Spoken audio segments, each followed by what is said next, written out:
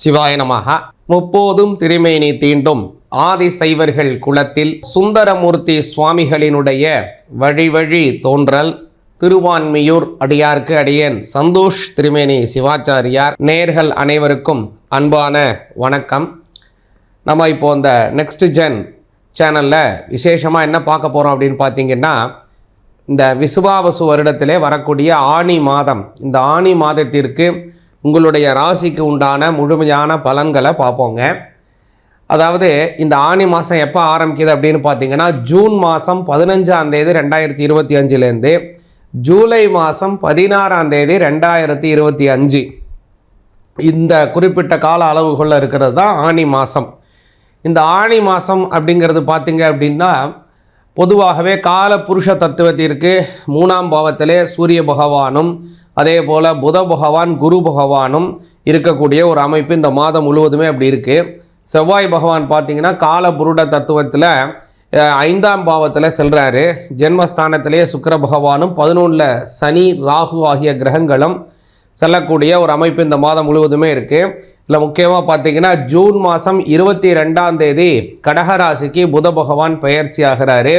அதே போல் ஜூன் மாதம் 29ஆம் தேதி ரிஷபராசிக்கு சுக்கிர பகவான் பெயர்ச்சி ஆகிறாரு.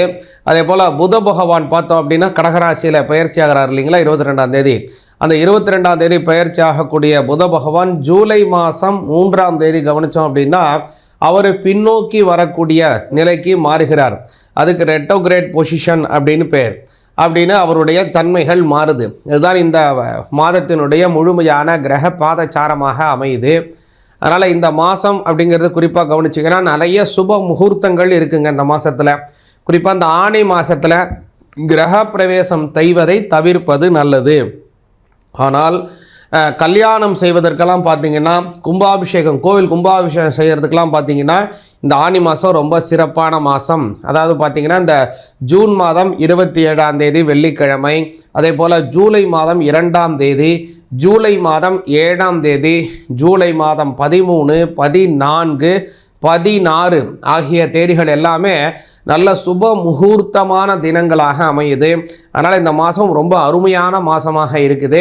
இந்த மாதம் உங்களுக்கு உண்டான ராசிக்கு என்ன பலன், என்னென்ன சாமியை கும்பிடணும், எதுலெல்லாம் கவனமாக இருக்கணும், எந்த மாதிரியான பலன்கள் அதிகமாக கிடைக்குது அப்படிங்கிறத விரிவாக பார்ப்போம். தெளிவாக கேளுங்க. கன்னி ராசி ஆகிய உங்களுக்கு இந்த விசுவாவசு வருஷம் ஆனி மாதம் எந்த மாதிரியான பலன்கள் அப்படிங்கிறத விரிவாக கவனிங்க. என்னென்னதெல்லாம் கவனமாக இருக்கணுங்கிறதையும் கவனிங்க. எதெல்லாம் ஒரு பெரிய ப்ளஸ் இருக்குங்கிறதையும் பாருங்கள்.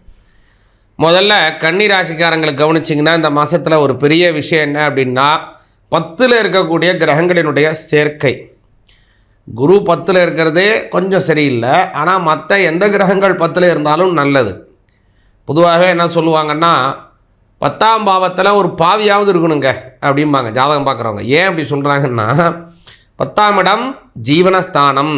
ஒரு மனுஷனுக்கு எதுங்க சோறு போட போகுது? அவன் செய்யக்கூடிய தொழில் தான் சோறு போட போகுது.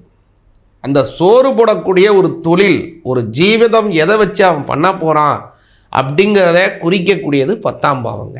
அதனால் 10ஆம் பாவம் வலிமையாக அவனுக்கு இருந்ததுன்னு வச்சுங்க, அவன் ரொம்ப அருமையாக இருப்பான், நல்ல வேலை செய்வான், மதிப்பான வேலைகள் செய்வான். அது சூரியனுடனான சஞ்சாரத்தில் 10ஆம் பாவம் இருந்ததுன்னா அரசாங்க வேலை செய்வான். புரியுதுங்களா?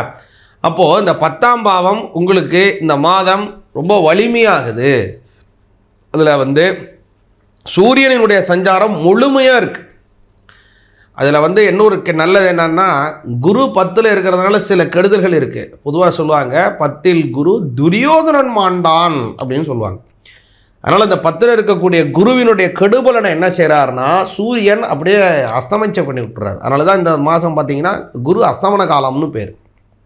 இந்த குரு அஸ்தமனம் ஆயிடுறார் இந்த மாதத்தில். அதனால் இந்த மாதம் குறிப்பாக வேலை செய்பவர்களுக்கு நல்ல உத்தியோகம் பார்க்கவங்களுக்குலாம் நல்ல அபரிமிதமாக இருக்குது. நான் ஒர்க் பண்ணிகிட்ருக்கேங்க, இந்த ஒர்க்கில் எனக்கு இன்னும் ஒரு டெவலப்மெண்ட்டே இல்லை அப்படின்னா இந்த மாதம் நிச்சயமாக ஒரு பெரிய டெவலப்மெண்ட் இருக்குது. உங்களுக்கு பொருளாதார ரீதியாகவும் இருக்குது, சம்பள உயர்வு அதான் பொருளாதார ரீதியாகவும் இருக்குது. அதே மாதிரி கவனிச்சிங்கன்னா உங்களுக்கு ஒரு பெரிய அதிகாரம் அங்கீகாரம் கிடைப்பதற்கான வாய்ப்பையும் இந்த காலங்கள் ஏற்படுத்துது. அதே மாதிரி இன்னொரு நல்ல விஷயம் என்னன்னு கவனிச்சிங்க அப்படின்னா, உங்களுடைய புத பகவான் அவர் வந்து இந்த 10ல் இருக்கார். குருவினால் ஏற்படக்கூடிய உபாதைகளை சூரியன் அமுக்கிறாரு. இந்த புதனினுடைய பெயர்ச்சி 11க்கு வரார். புதன் யாருன்னா உங்களுடைய ராசிநாதனுங்க. புதன் முதல்ல யாருன்னா உங்களுடைய ராசிநாதன், ஜீவனஸ்தானத்திற்கு அதிபதியும் அவர் தான். அவர் என்ன கேட்டிங்கன்னா ஜூன் மாதம் 22ஆம் தேதி 11ஆம் பாவத்துக்கு வராரு. 11க்கு வரக்கூடியவர் அபிலாசைகளை பூர்த்தி செய்வார். ரொம்ப நாளாக உங்களுக்கு ஒரு பெரிய மனசில் ஒரு ஒரு ஒரு அவா, இதை செய்யணும், இதை முடிக்கணும், இந்த மாதிரி ஒரு நல்ல ஒரு கார் வாங்கணும், இந்த மாதிரி ஒரு ஒரு பங்களா டைப்பில் வீட்டுக்கு கிரகப்பிரவேசம் பண்ணி அங்கே போகணும், இல்லை எனக்கு இந்த மாதிரி ஒரு வாழ்க்கை துணைவரை தேர்ந்தெடுத்து சந்தோஷமாக கல்யாணம் பண்ணி வாழ்க்கை நடத்த வேண்டும், திருமணத்தை நடத்தி கொள்ள வேண்டும், இப்படிலாம் ஆசை இருக்குதுன்னு வச்சுங்க.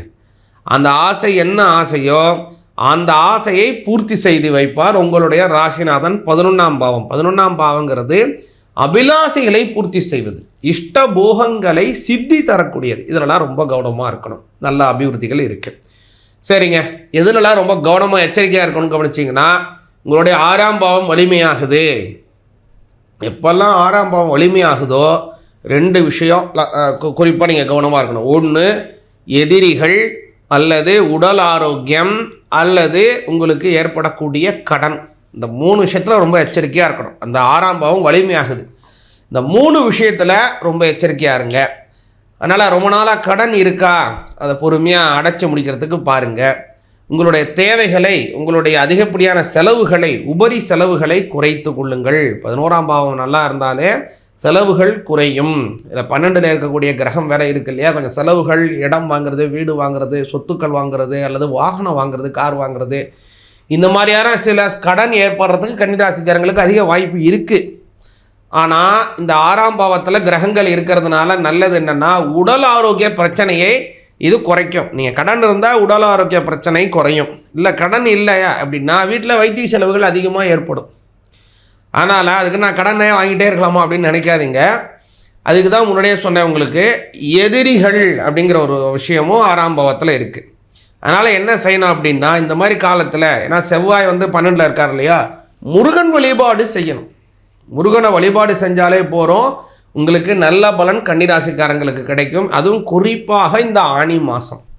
அதனால் இந்த ஆனி மாதம் கவனிச்சிங்க அப்படின்னா முருகப்பெருமானுக்கு உகந்தமான ஷஷ்டி வருதுங்க. அது எப்போ கவனிச்சிங்க அப்படின்னா ஜூலை 16ஆம் தேதி ஒரு ஷஷ்டி வருது. அதற்கு முன்பாகவே ஜூன் மாதம் 17ஆம் தேதி செவ்வாய்க்கிழமை அதுலேயும் ஒரு ஷஷ்டி வருது. அதே மாதிரி கவனிச்சிங்கன்னா இந்த ஜூன் மாதத்தில் 4 செவ்வாய் வருது. அது ஆனி மாதத்தினுடைய செவ்வாய் 17ஆம் தேதி, 24ஆம் தேதி, ஜூலை 1, ஜூலை 8, ஜூலை 15, 5 செவ்வாய்க்கிழமைகள் வருது. இந்த 5 செவ்வாய்க்கிழமையும் முருகனுக்கு வந்த வேல் மாறல் ரொம்ப அற்புதமான மந்திரங்க. அது அந்த மந்திரத்தை காதால் கேட்டாலே அவ்வளவு பலன். உங்களுக்கு படிக்க தெரியலங்க, எனக்கு தமிழ் படிக்க தெரியாதுங்க, கவலையே விடாதீங்க. நல்லா சாமி முருகப்பெருமானோடு வந்து நல்லா இப்போல்லாம் வந்து அந்த யூடியூப்லேயே அந்த பாடல்கள் நிறைய நல்ல பாடல்கள்லாம் சொல்லி அதை பாடியிருக்காங்க. அதை கேட்கும்போதே நமக்கு அவ்வளோ ஒரு சந்தோஷம், புல்லாங்கிதமான சந்தோஷம், முருகப்பெருமானுடைய அனுகிரகம் கிடைக்குது. அதனால் முருகப்பெருமானுக்கு வெல்லம், அதே மாதிரி வந்து இந்த சுக்கு இதெல்லாம் கரைச்சி, அதுக்கு பேர் பானகம், தண்ணியில் கரைச்சி வச்சிங்கன்னா அதுக்கு பானகம் அப்படின்னு பேர். அந்த பானகத்தை முருகப்பெருமானுக்கு முன்னாடி வச்சு அந்த வேல்மாறல் முழுவதும் பாராயணம் பண்ணி அந்த பானகத்தை சுவாமிக்கு நிவேத்தியம் பண்ணுங்க. நிவேத்தியம் பண்ணிட்டு நீங்கள் சாப்பிடுங்க, மற்றவங்களுக்கும் கொடுங்க. ரொம்ப நல்ல பலன் கிடைக்கும். முருகப்பெருமானோட ஆசீர்வாதம் உங்களுக்கு கிடைச்சாலே போகிறோம். வாழ்க்கையில் நல்ல சுபிக்ஷங்கள், நல்ல ஏற்றமான சூழ்நிலைகள், அபரிமிதமான வளர்ச்சிகள் பூரணமாக கிடைக்கும். சிவாய நமக. அதனால் இப்போ நம்ம பார்த்த இந்த விஷயம் அப்படிங்கிறது உங்களுடைய ராசிக்கு உண்டான ஒரு பிரத்யேகமான பலன்கள். இந்த பலன்கள் உங்களுக்கு கிடைப்பதில் ஏதோ ஒரு விஷயங்கள் கூடுதலாக இருக்குது, நிறையா கிடைக்குது, இல்லை கம்மியாக கிடைக்குது, தடையாக கிடைக்குது அப்படின்னா என்ன அர்த்தம்னு கவனிச்சிங்கன்னா, உங்களுடைய ஜாதகத்தில் இந்த பலனுக்கு கடுமையான எதிர்வினை ஆற்றும்படியான ஒரு கிரகம் இருக்குது. அது என்ன கிரகம் அல்லது அது என்ன செய்யும், அது எது மாதிரியான எதிர்வினைகள் ஆற்றுது அப்படிங்கிறத உங்கள் ஜாதகத்தை வச்சு அதை சமன்படுத்தி உங்களுடைய பலன்களை நீங்கள் பெற்றுக்கொள்ளலாம். அதனால் உங்கள் தனித்துவமான ஜாதகத்தை நீங்கள் தனியாக பார்க்கணும் அப்படின்னா அடியனுடைய நம்பர் இதில் இருக்குது, டிஸ்கிரிப்ஷனில் இந்த ஸ்க்ரீனில் கூட இருக்குது. இந்த நம்பருக்கு தொடர்பு கொள்ளுங்கள். ஆன்லைன் மூலமாக அடியன் இருப்பது திருவான்மியூரில் இருக்கேன், சென்னை திருவான்மியூரில். நேரடியாக கூட வந்து அப்பாயின்மெண்ட் வாங்கிட்டு வந்து ஜாதகம் பார்க்கலாம். அல்லது உங்களோட நான் வெளியூரில் இருக்கேங்க அல்லது வெளிநாட்டில் இருக்கேன், நான் ஃபோன்லேயே உங்ககிட்ட பேசிக்கிறேன் அப்படின்னா ஃபோன்லேயே நீங்கள் பேசி உங்களுடைய ஜாதகம் சார்ந்த ஆலோசனையை பெற்றுக்கொள்ளலாம். அதே போல் நிறைய நம்ம அந்த கும்பாபிஷேகத்துக்கு போகிறது, நிறைய கிரக பிரவேசங்கள், அதே போல் நிறைய சுபகாரியங்கள் சார்ந்த விஷயங்கள் நிறையா செய்து கொண்டிருக்கிறதுனால ஒரு தினம் அல்லது மறுதினம், இன்றைய தினம் நீங்கள் அதுக்கான விஷயங்களை நீங்கள் ஆயத்தப்படுத்துறீங்கன்னா ஒன்று இன்னைக்கோ அல்லது மறுநாள்லையோ நீங்கள் உடனே கூட அல்லது 2-3 நாளில் கூட நீங்கள் உடனே உங்களுடைய ஜாதகத்தை பார்த்து அதற்கு உண்டான பலன்களை ஆலோசனை பெறுவதற்கு வாய்ப்பாக இருக்கும். சிவாய நமः.